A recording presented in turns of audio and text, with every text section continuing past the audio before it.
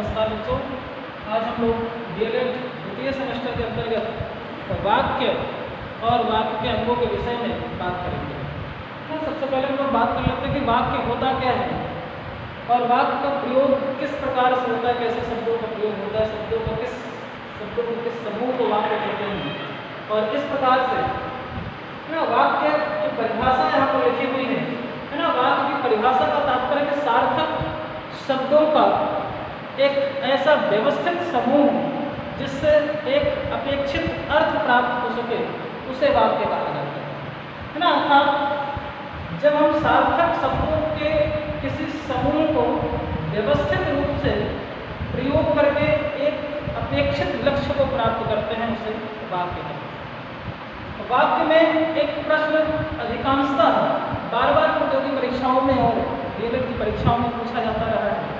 इसमें पूछते हैं कि वाक्य के अंग कितने होते हैं, और इस प्रश्न के उत्तर को हम लगभग गलत करके आते हैं ना। कई बार सरल वाक्य, मिश्रित वाक्य, संयुक्त वाक्य के आधार पर हम बताते हैं कि वाक्य के मुख्य रूप से 3 अंग हैं, जो पूरी तरह गलत होता है ना, क्योंकि वो वाक्य के भेद हैं। हमें बात करना है वाक्य के अंगों, अर्थात प्रश्न जो पूछा जा रहा है तो वाक्य के अंगों पर पूछा जा रहा है। और वाक्य के अंग मुख्य रूप से 2 प्रकार के होते हैं, एक उद्देश्य होता है और दूसरा विधेय होता है। अब कई बार यहाँ से भी प्रश्न पूछा गया कि उद्देश्य क्या होता है अथवा विधेय क्या होता है, या फिर हम कैसे जानें कि उद्देश्य किसे कहते हैं और कैसे जानें कि विधेय किसे कहा जाता है। उद्देश्य का तात्पर्य होता है कि जब हम किसी कार्य को पूरा करने का के लिए जिस लक्ष्य की प्राप्ति के लिए किसी कार्य को करते हैं, उसे हम उद्देश्य का तात्पर्य है कि किसी कार्य को पूरा करने के लिए किया गया प्रयास ही उद्देश्य, अथवा ये कह सकते हैं कि किसी कार्य को करने के लिए हम जिस लिए कार्य करते हैं उद्देश्य। हमें जानना है कि वाक्य में उद्देश्य क्या है अथवा वाक्य में विधेय क्या है। तो यहाँ जान लेते हैं कि वाक्य में उद्देश्य का तात्पर्य क्या है। तो वाक्य में जिसके विषय में कहा जाए वही उद्देश्य।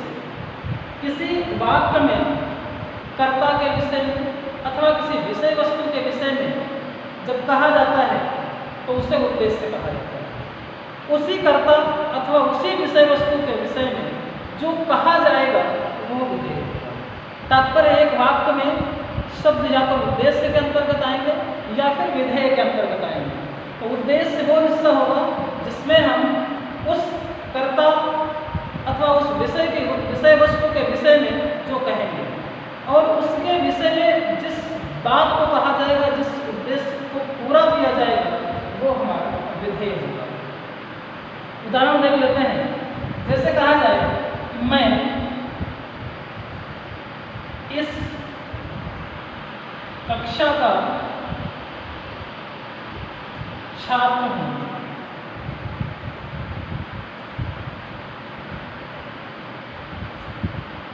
मैं इस कक्षा का छात्र हूँ, इस प्रकार का एक वाक्य लिखा है और हमें जानना है कि इसमें उद्देश्य क्या है और उसमें विधेय क्या है। मैं इस कक्षा का छात्र हूँ, इसमें सबसे पहले हमें या तो कर्ता खोजना होगा या फिर वो विषय वस्तु खोजनी होगी जिसके विषय में कुछ कहा जाता है। तो इसमें किसके विषय में कहा जाता है? मैं। अर्थात जिसके विषय में कहा जाता है वो क्या हो जाएगा? उद्देश्य हो जाएगा। तो इस वाक्य का उद्देश्य होगा मैं। अब मेरे विषय में क्या कहा जा रहा है, मैं किस बात को कह रहा हूँ। इस वाक्य में मैं बताया जा रहा है इस कक्षा का छात्र हूँ, तो यहाँ से लेकर इस कक्षा का छात्र हूँ, ये पूरा विधेय कहलाएगा ना। साधारण सी बात है कि जिसके विषय में कहा जाए वो उद्देश्य है और उसके विषय में जो कहा जाएगा वो विधेय कहा जाएगा ना। तो इस प्रकार से वाक्य की परिभाषा और वाक्य के लिए 2 प्रमुख अंग हो गए। अच्छा, कई बार हम समझ लेते हैं कि वाक्य का जो पहला शब्द है वही उद्देश्य होगा, जो अंतिम शब्द है वही विधेय होगा। ऐसा कहना गलत हो जाता है, क्योंकि कई बार वाक्य में एक से अधिक शब्दों को भी उद्देश्य कहना पड़ता है तो माना जाता है। जैसे कहा जाए मेरा भारत महान है ना। इस प्रकार से हम कहते हैं। अब इसमें अगर हमें देखना है कि उद्देश्य क्या है और विधेय क्या है, तो उद्देश्य इसमें जिसके विषय में कुछ कहा जाए वो उद्देश्य। किसके विषय में कहा गया? मेरा कार्य। क्या कहा गया? महान। ये हो गया विधेय और ये हमारा उद्देश्य।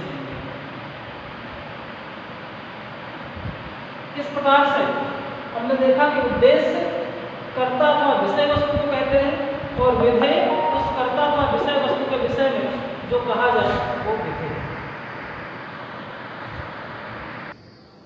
इसके बाद हम लोग बात करते हैं वाक्य के प्रमुख तत्वों के विषय में। वाक्य में कौन कौन से प्रमुख तत्वों का होना आवश्यक होता है, किनकी उपस्थिति एक वाक्य को बेहतर वाक्य बनाने के लिए जरूरी होती है। तो वाक्य के प्रमुख तत्वों में सबसे पहले हम बात करते हैं सार्थकता। पहले ही हम लोग बात कर चुके हैं कि सार्थक शब्दों का समूह किसी वाक्य में होता है और व्यवस्थित रूप से होता है, तभी वह वाक्य पूर्ण हो पाता है ना। वाक्य की परिभाषा में हम लोगों ने पढ़ा है कि सार्थकता किसी वाक्य में व्यवस्थित रूप से अगर रखी जाए, परोसी जाए, तब जाकर के कोई निश्चित वाक्य किसी अपेक्षित अर्थ को प्रकट करने में सक्षम हो पाता है। सार्थकता का तात्पर्य हम कई बार वाक्यों में सार्थक और निरर्थक दोनों प्रकार के शब्दों का प्रयोग कर लेते हैं।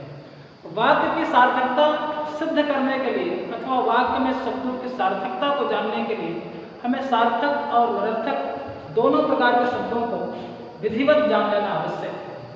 सार्थकता का तात्पर्य है ऐसे शब्दों का समूह जिनसे अपेक्षित अर्थ प्रकट होता है, और निरर्थक उन शब्दों को कहा जाता है जो हमारे उद्देश्य को, हमारे विधेय को पूरा करने में सक्षम ना हो, वो निरर्थक हो जाते हैं।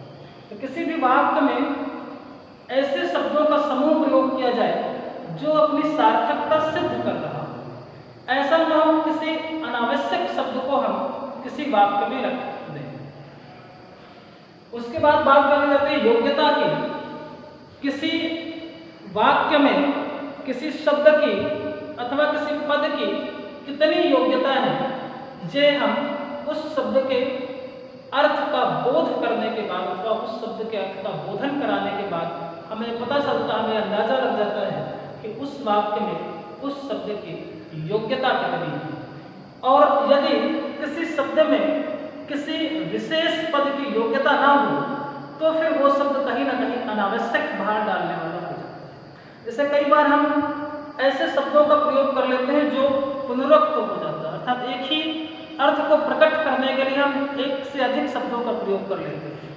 जैसे कहा जाए कि पुस्तकालय में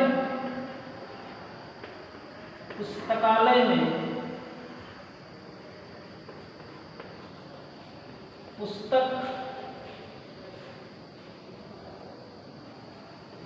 वापस करके लौटाना है।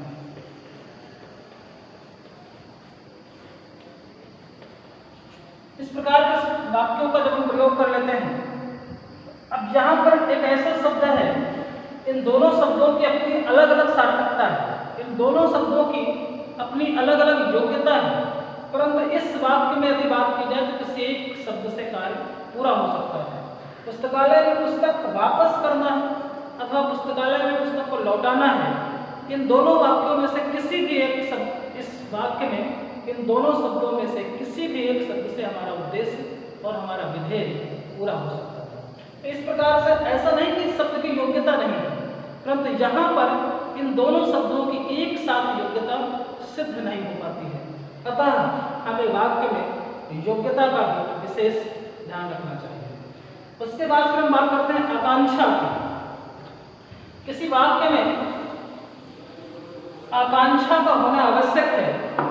आकांक्षा का तात्पर्य कि जब हम वाक्य में एक पद को अथवा एक शब्द को सुने तो उसके बाद वाले शब्दों को सुनने की जो उत्कंठा उत्पन्न हो जाती है उसे ही हम आकांक्षा कहते हैं ना। तात्पर्य है कि अगर एक शब्द को सुनने के बाद उसके बाद वाले शब्द को किस प्रकार से हमें जानना है अथवा उसके बाद वाले शब्दों को सुनने की जो जिज्ञासा है वही आकांक्षा कही जाती है ना। जैसे इसको देख लेते हैं जैसे कहा जाए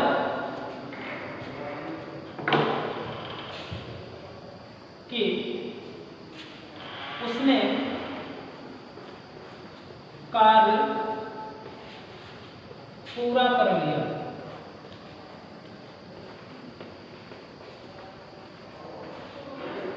इस प्रकार से अगर हम कहते हैं कि उसने कार्य पूरा कर लिया तो मन में एक जिज्ञासा उत्पन्न हो जाती है कि किसने कार्य पूरा कर लिया। इस प्रकार की उत्कंठा, इस प्रकार की जिज्ञासा वाक्य में होनी चाहिए, क्योंकि बिना जिज्ञासा के हम शब्दों को अथवा वाक्यों को और जानने की कोशिश नहीं कर सकते। उसके बाद आता है पदबंध। शब्दों में या शब्दों का प्रयोग जब हम वाक्य में करें तो उसको एक निश्चित प्रकार से, निश्चित क्रम में हमें उसको बांधना चाहिए।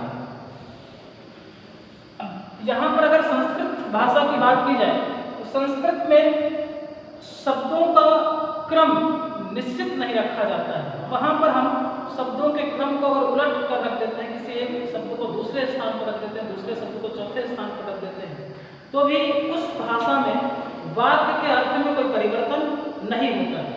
परंतु यदि हम हिंदी भाषा की बात करें, कुछ वाक्यों में ऐसा हो सकता है, परंतु सभी वाक्यों में अगर हम पद के निश्चित क्रम को एक साथ नहीं रखते हैं तो फिर कहीं ना कहीं वाक्य में समस्या उत्पन्न होने लगती है ना। मुख्य रूप से अगर पदबंध को जाना जाए तो वाक्य के उस भाव को जिसमें एक से अधिक पद परस्पर आपस में जुड़े हैं उसे ही पदबंध कहा जाता है ना। फिर बात कर लेते हैं पदक्रम की।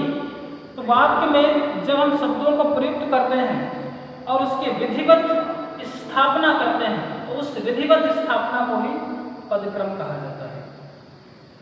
और फिर बात कर लेते हैं अन्वय की। अन्वय का तात्पर्य होता है कि लिंग, पुरुष और काल के अनुसार वाक्य में शब्दों का परस्पर मेल कराना। किसी वाक्य में लिंग कैसा है, पुरुष कैसा है, काल कैसा है, और उसी के आधार पर हम वाक्य में शब्दों का प्रयोग करें, उसी के आधार पर कर्ता का प्रयोग करें, उसी के आधार पर क्रिया का प्रयोग करें, उसी के आधार पर विशेषण का प्रयोग करें। और इसके आधार पर जब हम किसी वाक्य की संरचना करते हैं, किसी वाक्य को निर्मित करते हैं, तब वो वाक्य अन्वय से युक्त कहा जाता है।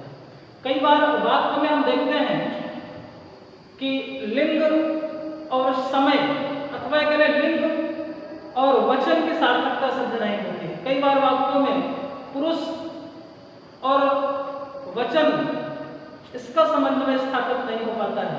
पता चला कि पुरुष एक वचन का है और क्रिया में जिस शब्द का प्रयोग किया गया वो बहुवचन के लिए बहुधा प्रयोग होता है, या फिर पुरुष बहुवचन का हो और क्रिया में जिस शब्द का प्रयोग कर लिया जाए वो एक वचन का हो। तो इस प्रकार से अन्वय में देखा जाता है कि पुरुष, लिंग, काल इत्यादि का सही समन्वय कराना ही, मेल कराना ही अन्वय कहलाता है।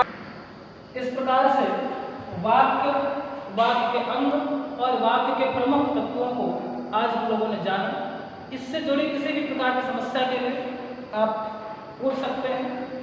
और इसके बाद अगली कक्षा में हम लोग वाक्य के भेदों पर चर्चा करेंगे कि वाक्य के कितने प्रकार के भेद होते हैं और किस भेद की परिभाषा क्या है, किस वाक्य को किस प्रकार से जाना जाता है और उसके विषय में कैसे वाक्यों की संरचना की